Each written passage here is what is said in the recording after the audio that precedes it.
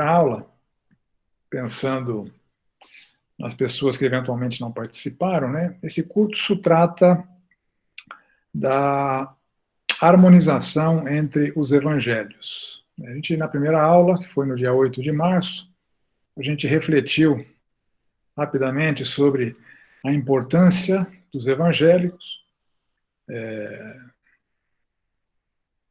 o registro do fenômeno mais importante, mais singular da história da humanidade, a encarnação do Deus vivo, o Senhor Jesus, o Verbo divino. Seguramente, o ministério, a vida do Senhor Jesus é o clímax da Bíblia, e Deus resolveu registrar essa história dos evangelhos através de 4 pontos de vistas distintos, né? Mateus, Marcos, Lucas e João. É uma única história bíblica, registrada 4 vezes, com diferentes perspectivas,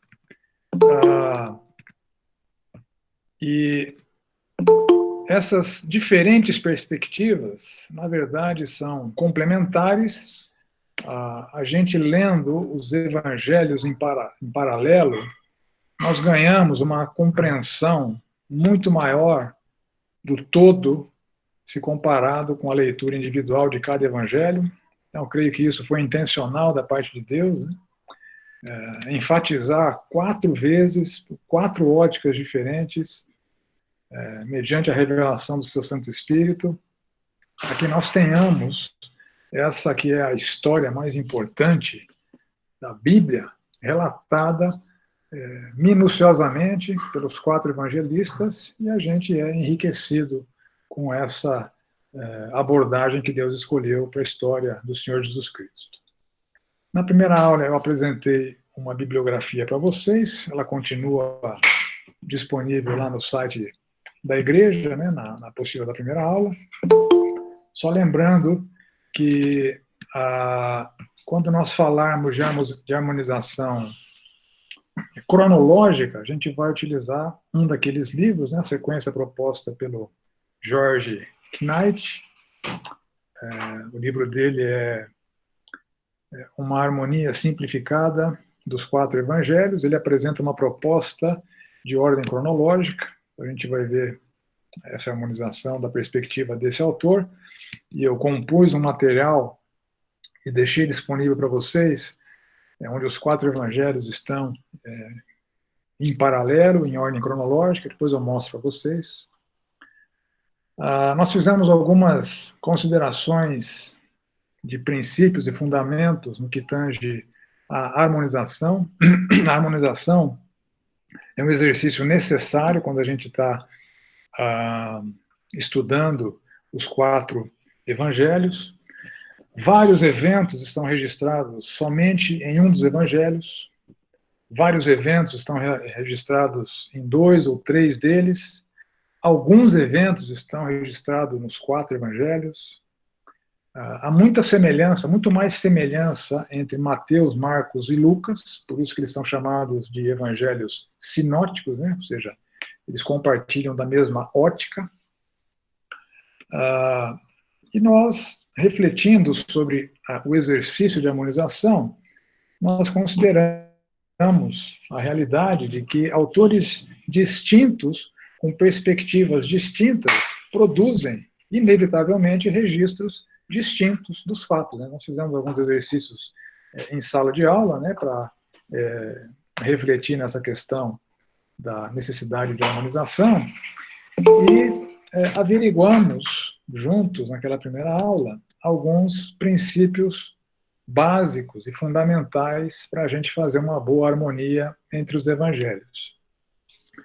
A gente repetiu rapidamente sobre a doutrina da inspiração da palavra de Deus. Então, essa deve ser o nosso ponto de partida, ou seja, os 4 autores foram inspirados pelo Espírito Santo para cada um deles produzirem obras distintas, verdadeiras, inerrantes.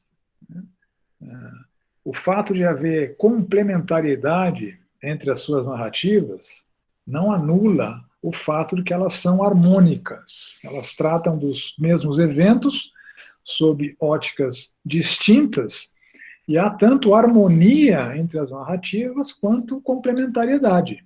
Por isso a importância da gente fazer esse exercício de comparação entre os evangelhos. A gente avaliou que, eventualmente, quando as narrativas estão diferentes em um evangelho em relação ao outro, pode ser que eles estão tratando de eventos distintos, ou não do mesmo evento, ou, eventualmente, eles estão tratando do mesmo evento, e cabe a nós um exercício de tentar harmonizar e explicar as eventuais discrepâncias entre as narrativas. A gente considerou que, eventualmente, um evangelista omite algum detalhe, enquanto o outro evangelista inclui esse detalhe. Você, somando as diferentes narrativas, você ganha um quadro muito mais amplo e completo da história. Nós avaliamos que o ambiente dos evangelhos, o ambiente no qual os evangelhos foram escritos, ele deve ser seriamente considerado. Há uma cultura específica daquela época, há um idioma específico daquela época, há usos e costumes específicos daquele tempo, o método literário é diferente dos dias de hoje, então a gente precisa levar em consideração todas essas nuances para entendermos as eventuais diferenças entre as narrativas dos 4 evangelistas. Nós averiguamos também que, eventualmente, há problemas de tradução, eventualmente as traduções que são feitas para o português, elas são problemáticas, elas têm problemas. Eventualmente, há problemas com os manuscritos que foram utilizados para fazer a tradução. Só recapitulando, né? As obras originais não existem mais. As obras originais de Mateus, Marcos, Lucas e João, nós não temos acesso a elas. O que existem são cópias. São cópias. O método que Deus utilizou para a preservação dessas obras foi através de cópias. E essas cópias, esses conjuntos de cópias, são utilizados pelos tradutores da Bíblia para fazer as versões da Bíblia, né? As cópias, elas estão agrupadas em 2 grandes grupos de cópias. O primeiro grupo de cópias, que a gente chama de texto majoritário, ou texto bizantino, ou você vai ouvir também texto recebido, textos receptos, né? Isso é uma compilação de cópias e fragmentos de cópias, e esse conjunto de cópias tem aproximadamente 6.500 manuscritos, né? Por isso que é chamado de texto majoritário, que é um conjunto da maior parte dos manuscritos. Só que esses manuscritos, eles são mais recentes, eles datam do século VIII em diante, não são os manuscritos mais antigos. Existe um outro conjunto de manuscritos, que é chamado de texto crítico, ou texto minoritário, que é composto por apenas 5 manuscritos gregos, que são manuscritos mais antigos, que datam lá do século III ou século IV. Né? Enquanto o primeiro grupo do texto majoritário é mais abundante no volume de cópias, e as cópias são menos discrepantes ou variantes entre si, o texto crítico, o texto minoritário, há mais diferenças entre as cópias. Então, dentro da teologia, uma ciência chamada de crítica textual, que se aplica nesse exercício de fazer a comparação das cópias para chegar com uma boa dose de certeza em qual era o texto original e que cada um dos evangelistas escreveu na sua obra original. Então, isso é feito através da crítica textual.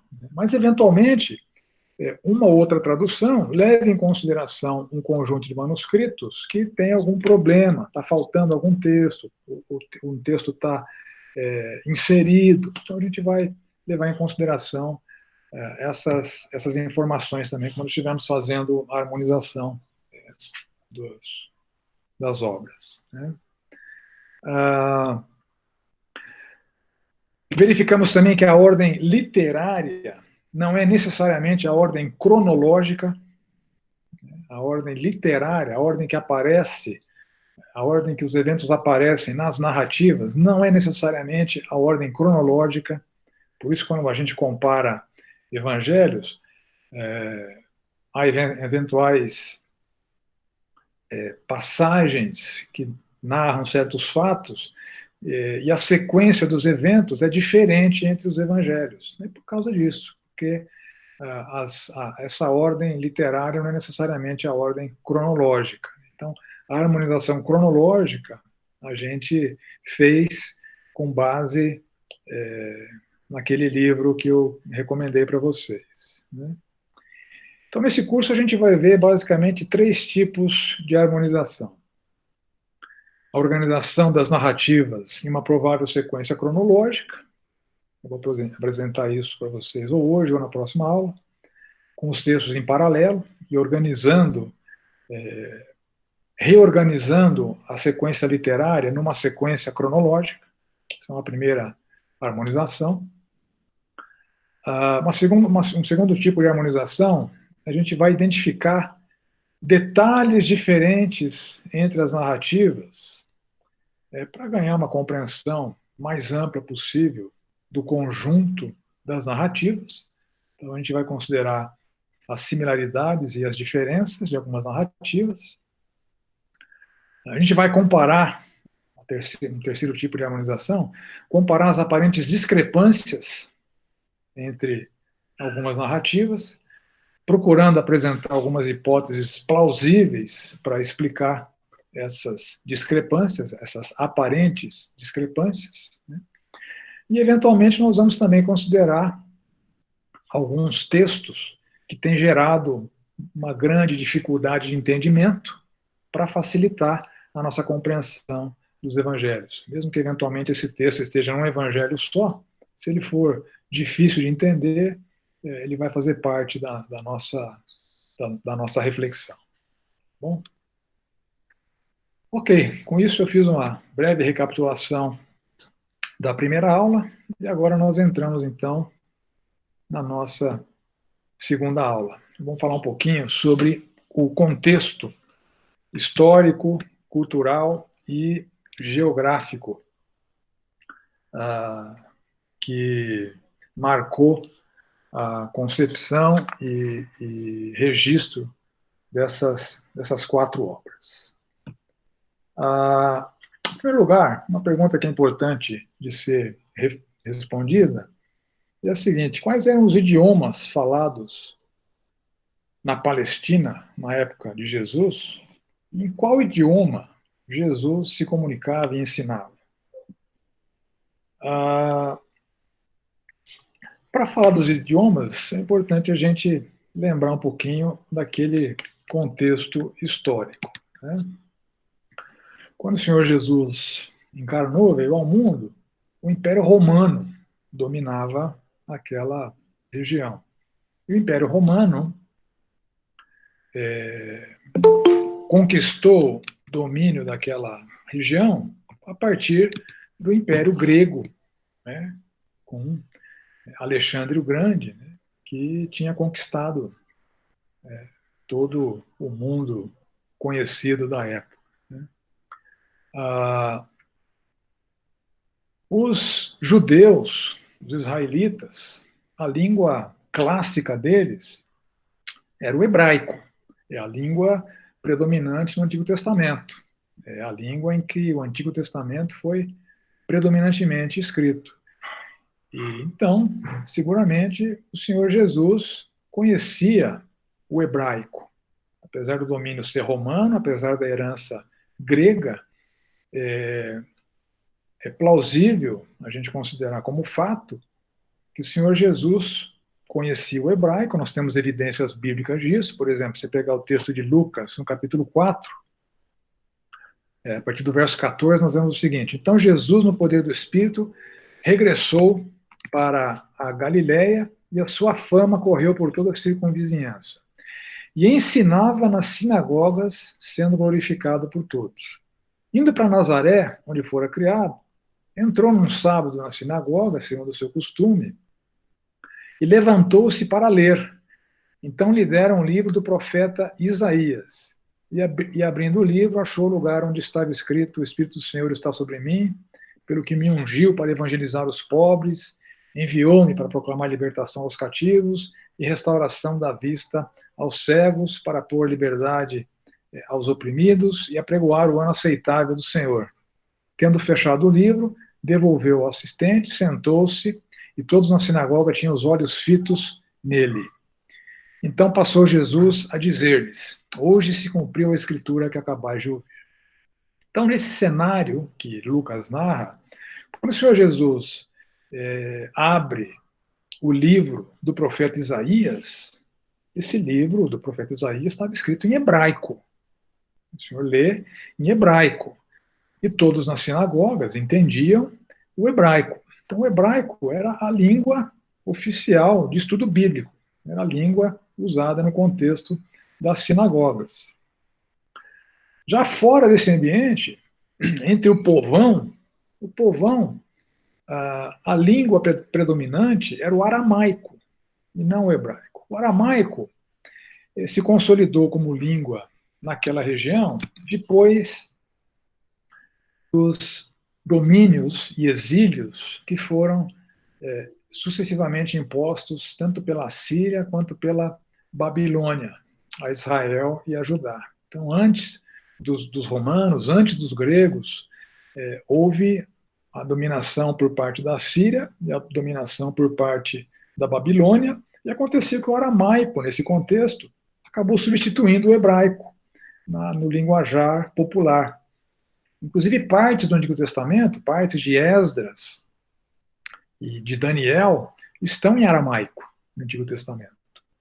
O aramaico era a língua oficial da Síria desde aproximadamente 740 a.C. E seguramente era a língua nativa dos judeus, a língua popular, né, nativa dos judeus na época de Cristo. Quando a gente lê, por exemplo, em Marcos 5:41, tomando-a pela mão, disse: Talitá cumi, que quer dizer: menina, eu te mando, levanta-te. Então, essas palavras, Talitá cumi, estão escritas em aramaico, né? E Marcos, apesar de ter escrito em grego, manteve a frase original do Senhor Jesus Cristo em aramaico. E você vê isso em Marcos 14, Marcos 15, em vários momentos dos evangelhos, algumas palavras estão mantidas no seu registro original em aramaico. Então aqui nós já temos o hebraico e o aramaico como línguas presentes naquele contexto, né? Além do hebraico e o aramaico, por herança dos gregos, que oficializaram, né, no domínio de Alexandre o Grande, o grego como idioma oficial para todo o império que Alexandre havia conquistado, né? Em 332 a.C., aproximadamente, Alexandre o Grande já havia conquistado todo o mundo conhecido. E ele não só conquistou belicamente, como ele impôs a cultura grega ou helenística a todo o império conquistado por ele. Os gregos ocuparam a Palestina a partir de 332 por mais 150 anos, tanto é que eles fundaram ali naquela região 10 cidades, né, que são conhecidas como Decápolis, né? E, além de dominação bélica, Alexandre o Grande promoveu a helenização, né, desse mundo conquistado por ele. Uma das evidências dessa helenização é a própria tradução do Antigo Testamento do hebraico e aramaico para o grego, aquela versão LXX, né, a versão da Septuaginta, né? Foi uma encomenda de de, de Alexandre o Grande, para que a própria Bíblia fosse estudada em grego, né, enquanto houvesse o domínio grego no mundo conhecido. Os romanos, eventualmente, vieram a conquistar a Grécia, mas a língua oficial dos romanos era o latim, mas apesar deles terem desbancado os gregos no domínio bélico da região da Palestina, eles mantiveram o idioma grego. Por isso que todo o Novo Testamento, que foi escrito nesse período de dominação do Império Romano, está escrito em grego, né, porque os romanos deixaram o grego como idioma oficial, eles próprios aprenderam grego e falavam em grego, mas o idioma oficial de Roma era o latim, né? Então, os soldados romanos, os centuriões, eles falavam em latim. Então, nós temos ali já o hebraico, o aramaico, o grego koiné e o latim. Então, esses 4 idiomas permeavam aquele cenário em que Jesus ensinava. Os romanos, eles falavam grego, falavam latim, mas eles não falavam aramaico, eles não falavam hebraico. Podiam falar uma ou outra palavra, mas não era um idioma com o qual eles se comunicavam. Então, os judeus se comunicavam com romanos em grego. Os judeus se comunicavam entre si em aramaico. Os romanos falavam entre si em latim. E os judeus estudavam o Antigo Testamento em hebraico. Então, esse é o contexto dos idiomas naquele cenário. Mas a pergunta que a gente precisa responder é o seguinte: em que língua Jesus ensinava? Todas as palavras de Jesus estão documentadas em Mateus, Marcos, Lucas e João, estão documentadas em grego koiné. Agora, isso não significa que Jesus falava sempre em grego. Provavelmente, muito provavelmente, quando Jesus ensinava os judeus, ele ensinava na língua nativa da sua audiência, ensinava em aramaico. Quando ele falava com romanos ou com estrangeiros de fala grega, Jesus devia falar em grego. Então, boa parte dos registros dos evangelhos são, na verdade, traduções do aramaico para o grego. São traduções do aramaico para o grego. Então, Lucas escreveu em grego, Marcos escreveu em grego, João escreveu em grego, Mateus, é possível, bem provável, que ele tenha escrito originalmente em aramaico ou hebraico. A gente vai ver uma evidência desse fato quando a gente estiver avaliando separadamente cada um dos evangelhos. Vladir. Pode falar. É o Sérgio. Não, é uma dúvida básica que surgiu aqui. Como você falou que os romanos falavam entre eles latim, mas oficialmente era grego. Agora, o povão ali que falava aramaico, ele de alguma forma era disseminado o idioma grego para os hebreus, para os israelitas? Sim, grego era o idioma oficial desde o Império Grego, né, que promoveu a helenização, foi mantido como língua oficial do Império Romano, mas a língua nativa dos judeus, por conta dos exílios anteriores, era aramaico. Então, uma criança judia, seguramente, naquele contexto, aprendia aramaico para falar com o povo, com seus pais, aprendia hebraico para estudar a Bíblia, o Antigo Testamento, e aprendia grego para se comunicar com pessoas, com os romanos e com estrangeiros que estivessem ali no território. Ok. Ô, Vlá, tem uma pergunta aqui também no chat, não sei se você chegou a ver aí. Não cheguei a ver. A pergunta é o seguinte, para você falar quando a Septuaginta foi escrita e se teria a possibilidade das sinagogas usarem a Septuaginta no lugar do texto hebraico. Não, a Septuaginta ela foi uma encomenda de Alexandre o Grande, né? A gente não tem muita informação certa sobre o processo de tradução da Septuaginta. Diz a lenda, por isso vem o nome Septuaginta, a versão dos 70, né? Que 70 eruditos fizeram, cada um, a sua própria tradução do texto hebraico para o texto grego, e quando eles compararam as traduções, elas estavam idênticas. Essa é a lenda, né, a respeito da Septuaginta. A Septuaginta fez parte da famosa biblioteca de Alexandria, né? Alexandre o Grande valorizava a cultura, ele fazia questão de traduzir para o grego materiais produzidos nas diversas culturas, mas os judeus utilizavam para o estudo as cópias em hebraico, não as cópias em grego. Os escribas se aplicavam na reprodução das cópias em hebraico, não em grego. A versão grega foi uma encomenda de Alexandre o Grande para a Biblioteca de Alexandria, no Egito. Tá bom? Vamos para frente? Ok, falar um pouquinho sobre a questão da autoria e das datas de escrita dos 4 evangelhos. Começando aí com Mateus. Algumas evidências externas sobre a autoria de Mateus. Há uma tradição cristã que afirma, desde os pais da igreja, que Mateus, o Levi, o publicano, né, é o autor. Ele é chamado eventualmente de Levi, eventualmente de Mateus. Por exemplo, em Lucas 5, 27, passadas essas coisas, saindo, viu um publicano chamado Levi, assentado na coletoria. Disse-lhe, segue-me. E em Mateus 10, que é o próprio Levi escrevendo, Filipe, Bartolomeu, Tomé e Mateus, o publicano, Tiago, filho de Alfeu e Tadeu.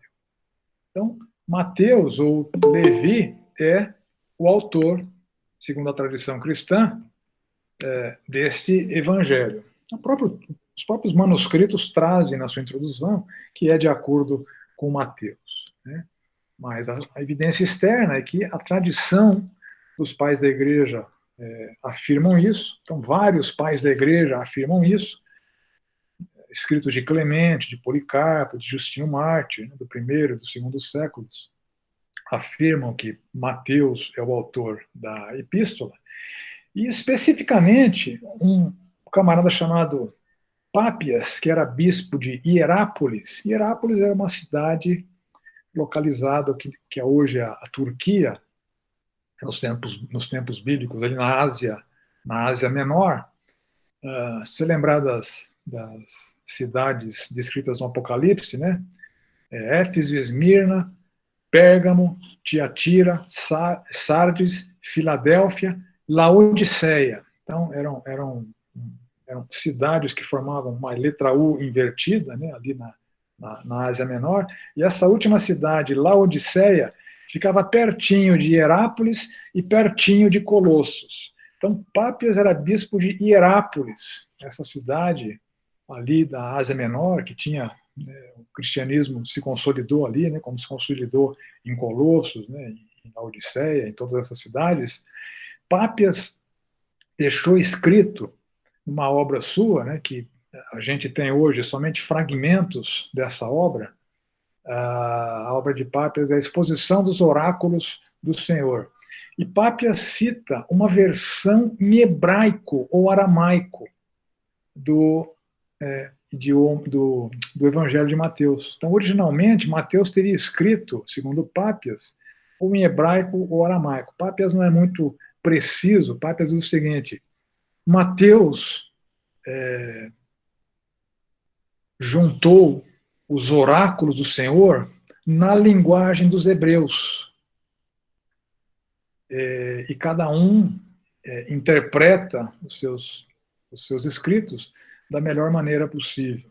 Então, Pápias faz referência ao fato de que Mateus escreveu originalmente ou em hebraico ou aramaico, porque a audiência de Mateus era uma audiência judia, então não fazia muito sentido Mateus escrever em grego, que os seus leitores originais seriam os seus conterrâneos, os seus concidadãos. Então ele escreveu ou em hebraico ou em aramaico. Então, uma evidência externa que aponta para esse fato, né? Na apostila eu vou deixar um link de uma biblioteca online que chama-se Christian Classic Ethereal Library, ccel.org. É uma coletânea muito rica de obras cristãs das diferentes eras, e lá tem a referência em inglês, né, traduzido para o inglês, desses fragmentos de Pápias. Né? Na apostila vai estar o link lá para você, se você quiser consultar. Algumas evidências internas de que a autoria é de Mateus. Mateus é o evangelho que mais tem referências e explicações de questões relativas a dinheiro, o que é compatível com o publicano. É compatível. O publicano era aquele camarada que era o coletor de impostos, era um judeu traidor que coletava impostos para Roma dos seus contemporâneos. E entre a coleta e o repasse para Roma, ele roubava, embolsava boa parte do que ele arrecadava. Então, essa era a realidade dos publicanos. Né? Brasília já estava muito bem representada ali nos tempos bíblicos. Né? Então, o publicano, né, tinha essa função de coletoria de impostos. Então, o fato do Evangelho de Mateus ser o evangelho que mais tem referências e explicações de questões relativas a dinheiro é uma evidência de que ele foi escrito por um publicano. O autor, ele frequentemente usa o termo ofensivo para o coletor de impostos, publicano. Marcos e Lucas, eles evitam fazer isso. O autor, ele, por exemplo, em Mateus, capítulo 9, versos 9 e 10, a gente lê o seguinte: partindo Jesus dali, viu um homem chamado Mateus sentado na coletoria e disse-lhe: segue-me. Ele se levantou e o seguiu. E sucedeu que, estando ele em casa, à mesa, muitos publicanos e pecadores vieram e tomaram lugares com Jesus e seus discípulos. Então, Mateus se refere a esse evento como uma refeição, um jantar, né? Uma referência bem modesta. Veja Lucas 5, que fala da mesma cena, fala o seguinte: então lhe ofereceu Levi um grande banquete em sua casa. Então, essa modéstia é uma evidência de que Mateus estava escrevendo e evitou fazer um grande alarde do banquete que ele deu para o Senhor Jesus Cristo, chamou de uma refeição somente. Né? Os ensinos de Jesus, isso é bem interessante, os ensinos de Jesus que exaltam publicanos, a gente encontra lá, por exemplo, em Lucas 18, a parábola do fariseu e do publicano. O herói da parábola é o publicano, não o fariseu. E Lucas 19, que fala de Zaqueu, o publicano, Mateus não aborda essas narrativas. As narrativas foram omitidas por Mateus. Então, por conta do seu arrependimento, né, ele evitou, na sua obra, fazer referência boa aos publicanos, porque lembrava da sua vida pregressa, pecaminosa, de ladrão, de enganador, né, da qual ele se arrependeu e se converteu. Datação é uma coisa extremamente difícil, né, uma coisa extremamente complexa. Vários autores, ou se você comparar autores modernos que tratam da questão de datação dos livros da Bíblia, você vai encontrar muita divergência, muita discrepância entre eles, né? mas há algumas pistas que nos ajudam a entender uma época provável em que Mateus escreveu a sua obra. Então, Mateus, a partir de Mateus 24, Mateus registra o chamado sermão profético, né, do Senhor Jesus Cristo, onde o Senhor Jesus prediz a destruição de Jerusalém. E, historicamente, a gente sabe que essa destruição de Jerusalém aconteceu no ano 70 depois de Cristo. Então, se ele tivesse sido escrito depois do ano 70, o autor provavelmente teria registrado a consumação da predição de Jesus e teria, então, exaltado o discurso de Jesus. Isso aconteceu conforme o Senhor Jesus falou, mas ele não faz isso. Então, com base no sermão profético, a gente, com uma boa dose de certeza, tem que posicionar Mateus antes do ano 70. Uma outra evidência interna é que Mateus é o evangelho com mais advertências e críticas àquela seita dos saduceus. Essa seita praticamente desapareceu depois do ano 70.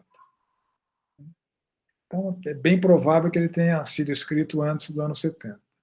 Vários autores posicionam Mateus na metade do primeiro século, por volta do ano 50. Isso faz de Mateus o evangelho mais antigo.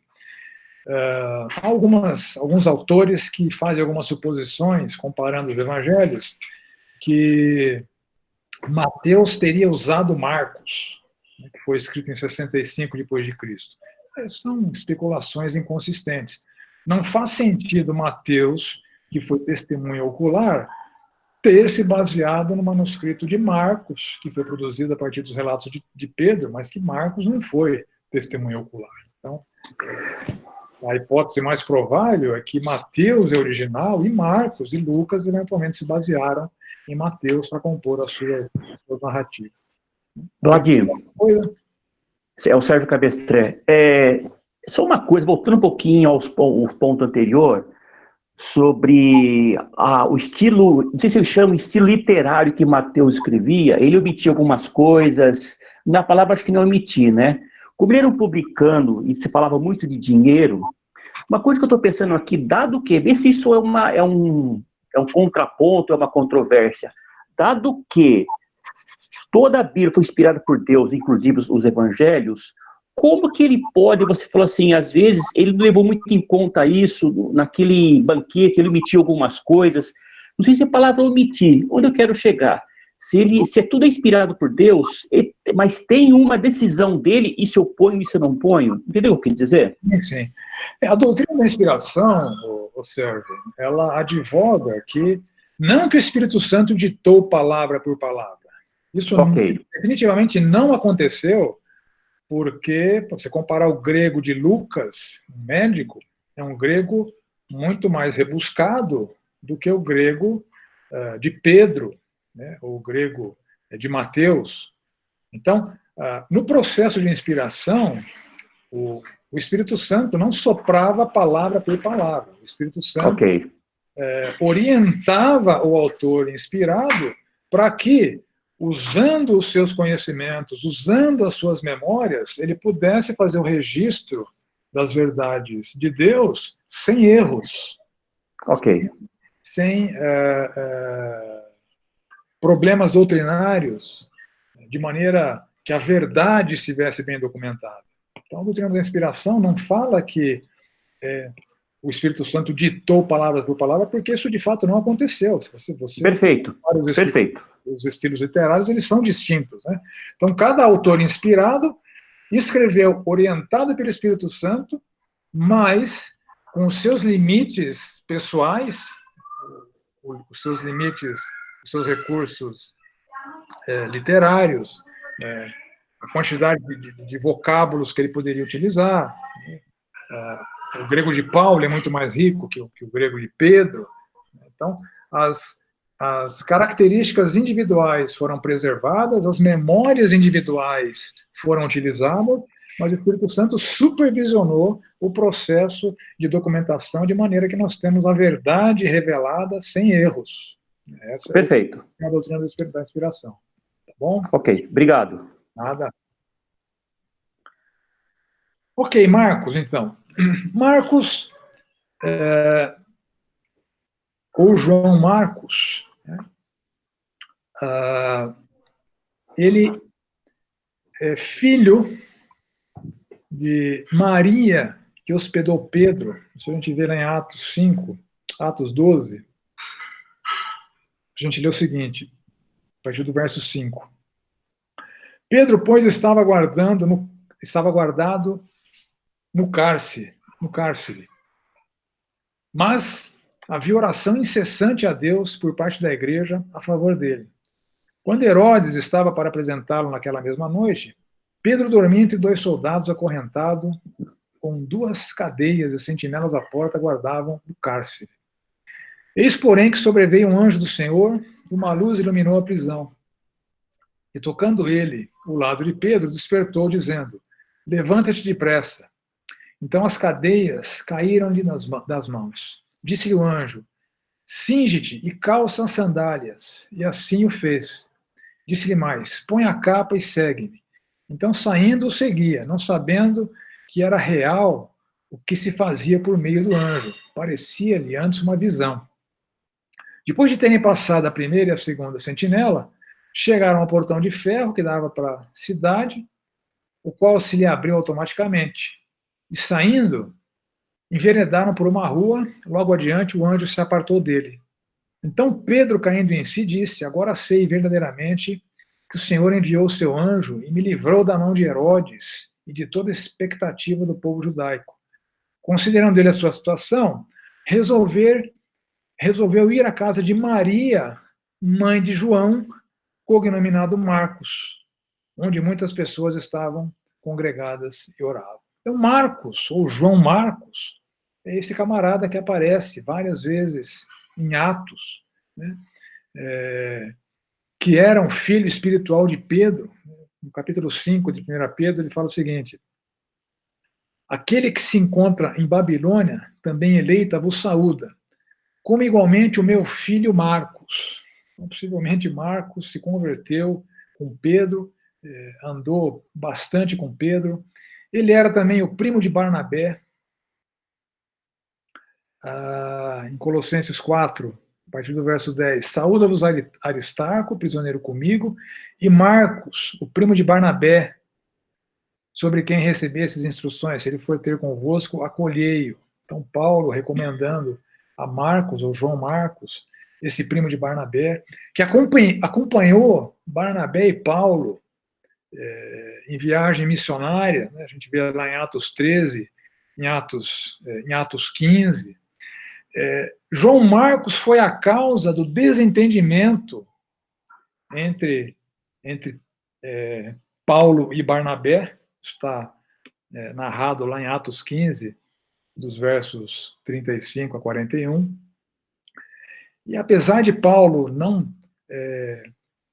querer, naquela ocasião, levar João Marcos consigo, né, na sua viagem missionária, oportunamente, mais para frente, ele veio se reconciliar com João Marcos, tanto é que recomendou João Marcos, né, para os Colossenses. E em 2 Timóteo, a gente lê o seguinte: somente Lucas está comigo, toma contigo Marcos e traze-o, pois me é útil para o ministério. Então, Marcos, que eventualmente em Atos foi rejeitado por Paulo, depois veio a ser alguém relevante, útil para Paulo. Então, Marcos trafegava bem entre os apóstolos, participou de viagens missionárias, se converteu com Pedro, era o filho espiritual de Pedro. Pedro tinha um relacionamento com a sua mãe. Então, essa é a história do João Marcos. A tradição antiga cristã indica esse João Marcos como autor. O registro mais antigo da autoria de Marcos também está nos escritos de Pápias, né, que eu me referi lá em Mateus, o bispo de Hierápolis. No mesmo texto que ele fala que Mateus escreveu os seus oráculos, os oráculos do Senhor, na linguagem dos hebreus, Pápias afirma que Marcos compilou o seu evangelho a partir das pregações de Pedro, que era seu pai espiritual. Então, Pápias confirma essa hipótese, né? E outros pais da igreja também confirmam a autoria de Marcos. Justino Marcos, Justino Mártir, Ireneu de Lyon, Taciano, Clemente de Alexandria, Tertuliano, Orígenes, Eusébio, tem obras de todos esses autores do primeiro e segundo séculos, afirmando que Marcos é o autor da epístola, do Evangelho. Somente Marcos narra uma história bem constrangedora, né, de um jovem que seguia Jesus e acabou fugindo pelado ali do Getsemane. Isso está lá em Marcos 14, a partir do verso 48, né? Quando o Senhor Jesus se depara com os seus algozes que vieram prendê-lo, né? Ele diz, disse Jesus, saístes com espadas e porretes para prender-me, como um salteador? Todos os dias eu estava convosco no templo ensinando e não me prendeste, contudo, é para que se cumpram as escrituras. Então, deixando todos, fugiram.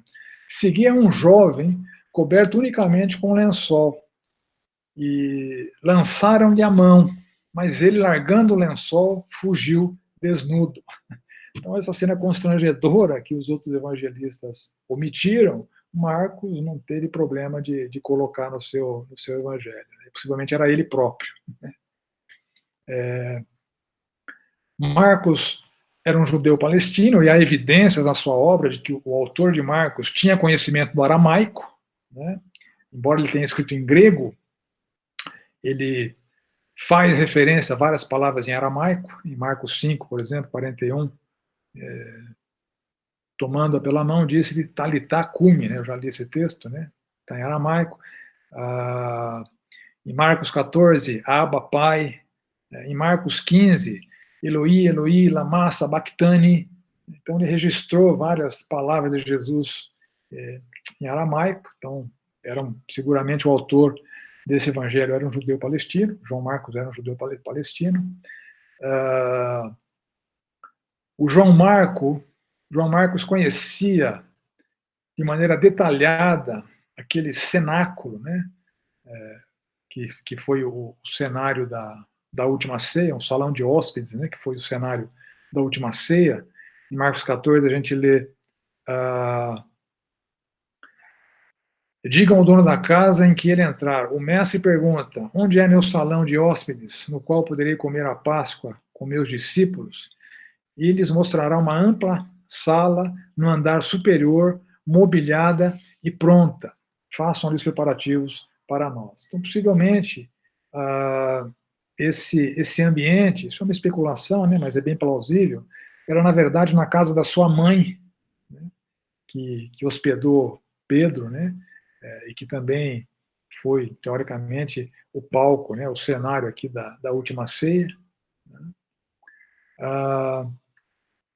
Marcos estava com Pedro no final da sua vida, então, possivelmente, o Evangelho de Marcos tenha sido escrito próximo à data da morte de Pedro, que foi em 67 depois de Cristo. Então, 65 depois de Cristo é a data mais provável de autoria de Marcos. Então, é o terceiro Evangelho a ser escrito. Lucas é o médico que acompanhou Paulo, né? Em Colossenses 4, saúda-vos Lucas, o médico amado, também Demas. 2 Timóteo 4, somente Lucas está comigo.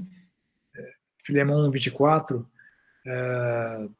Paulo também cita, além de Aristarco, Demas, Lucas como seus cooperadores. Então, esse Lucas, né, que aparece em Atos, que aparece nas epístolas de Paulo, esse médico que acompanhou Paulo a partir de um certo ponto da sua vida, das suas investidas missionárias, é o autor tanto do Evangelho de Lucas quanto de Atos.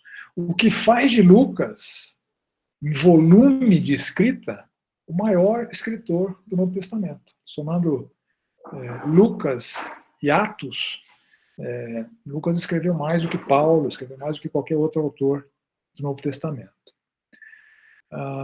Justino Marte, no ano 100 a 165, né, que ele viveu, ele cita o Evangelho de Lucas, mas ele não identifica Lucas como autor. A primeira referência à autoria de Lucas é do ano 180 depois de Cristo, a primeira referência documental, né, da autoria de Lucas. Embora outros pais da igreja tenham afirmado a sua autoria. Então, a tradição de que Lucas é o autor se confirma com algumas obras dos pais da igreja. Lucas e Atos foram endereçados para a mesma pessoa, né? O Teófilo, o amigo de Deus. O Evangelho de Lucas é mencionado em Atos. Escrevi o primeiro livro, ó Teófilo, se referindo ao Evangelho. As duas obras têm um estilo literário e um vocabulário bem parecidos, né?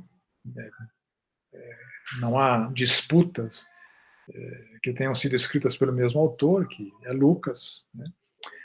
O autor de Atos era um gentil, se a gente vê lá em Atos 1:19, isso chegou ao conhecimento de todos os habitantes de Jerusalém, de maneira que em sua própria língua esse campo era chamado Aceldama, isto é, campo de sangue.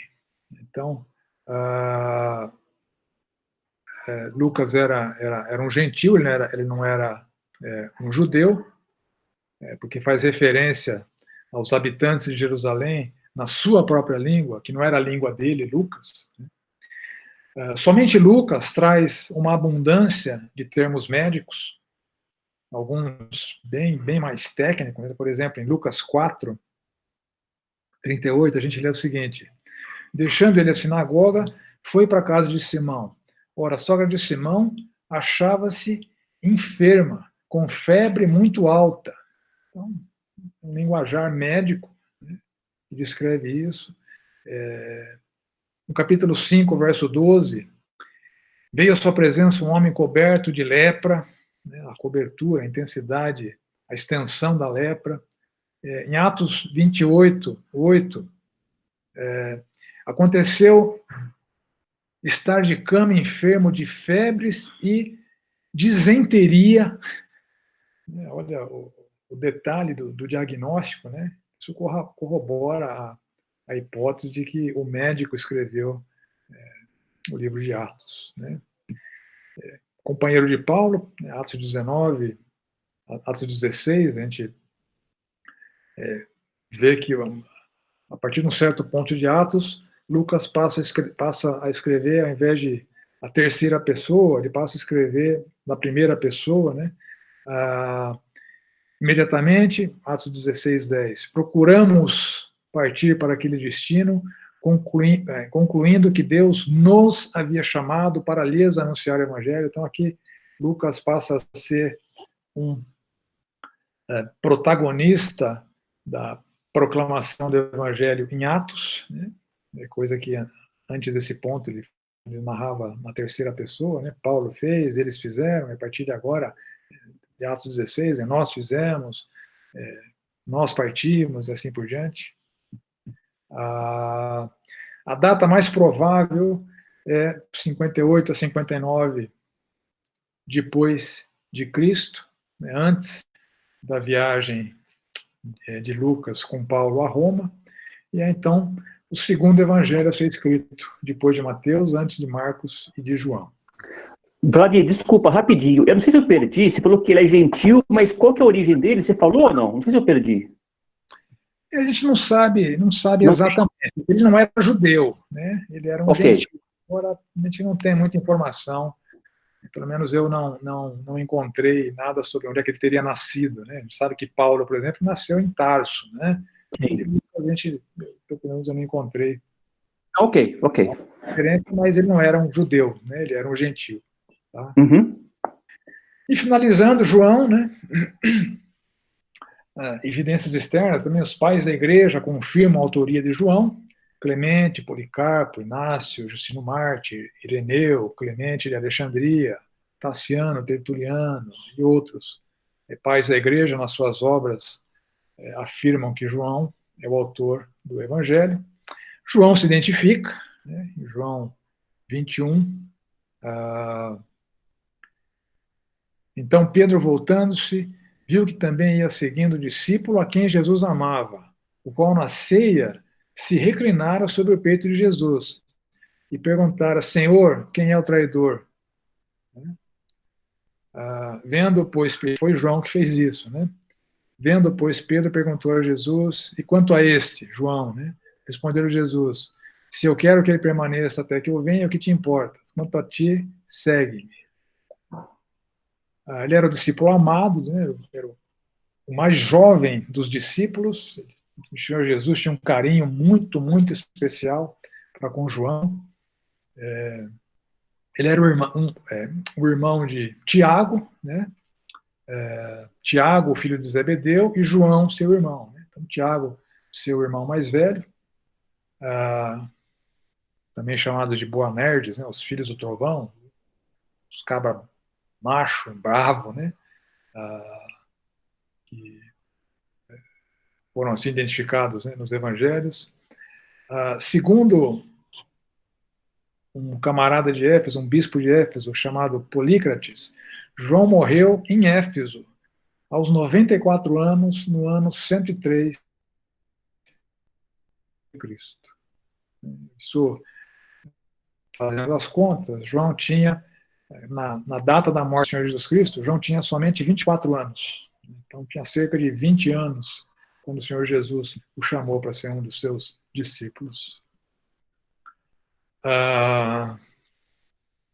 O período, então, mais provável da autoria de João é 85 a 90 depois de Cristo. João tinha de 76 a 81 anos, foi o último evangelho a ser escrito, e é, dos 4 evangelhos, o evangelho mais diferenciado, mais distinto. Tá bom? Bom, no meu relógio aqui já deu 9 horas, vou deixar os próximos assuntos para a semana que vem. Só queria saber, antes da gente encerrar, se alguém tem alguma dúvida. Vladir, uma curiosidade. Eu li em algum lugar que o João, ele não era de boa índole, ele era, não é boa índole a palavra, diz que ele era terrorista, alguma coisa assim. Procede isso? Não, João e Tiago, seu irmão, eles são chamados, né, de Boanerges, os filhos do trovão, uma referência a que eles eram bravos, né, que eles usavam um linguajar mais áspero muitas vezes, né, mas tinha discípulo bem pior que eles, né, Mateus era muito pior que eles, né,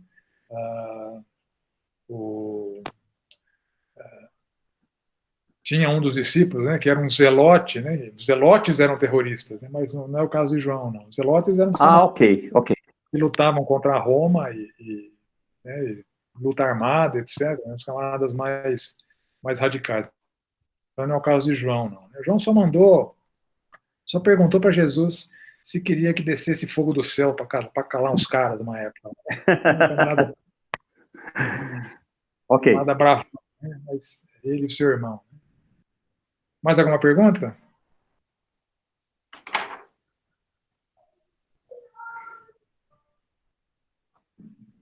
Ok, então, meus irmãos, nós encerramos aqui, então, a nossa segunda aula.